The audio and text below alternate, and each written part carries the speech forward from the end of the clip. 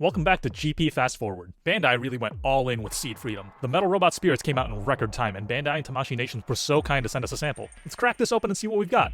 The usual fare is all here, all the alternate hands for holding different weapons, all the same weapons and accessories as the HG, and an extra V-fin, a feature we always love with Robot Spirits in general. It also comes with its own display base with the Compass faction logo, which we recently learned stands for Compulsory Observational Making Peace Service.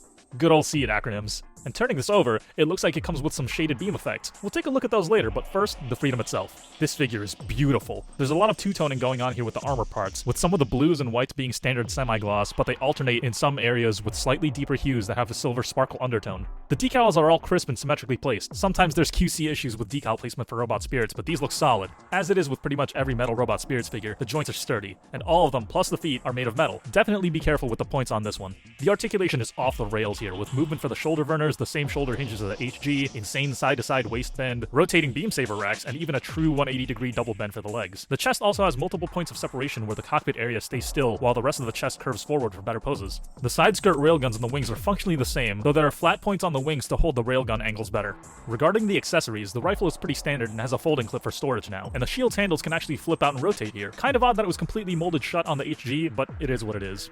Curiously enough, the beam sabers are kind of a letdown. They aren't molded in the same way as the HG, so there's no way to combine them into a double saber. The beam shields, however, are incredible. They're a little smaller than the HGs, but you get two of them instead. And the paint on these and the sabers is beautiful. Though the beam effects for the shield boomerang are admittedly a little less detailed than the HG.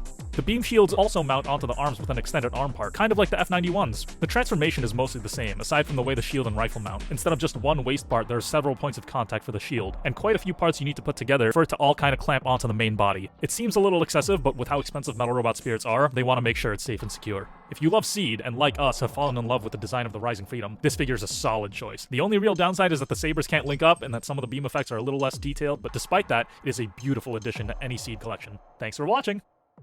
Helldivers 2 pose rating, 8 out of 10. No cape. Should have been called the Rising Democracy instead.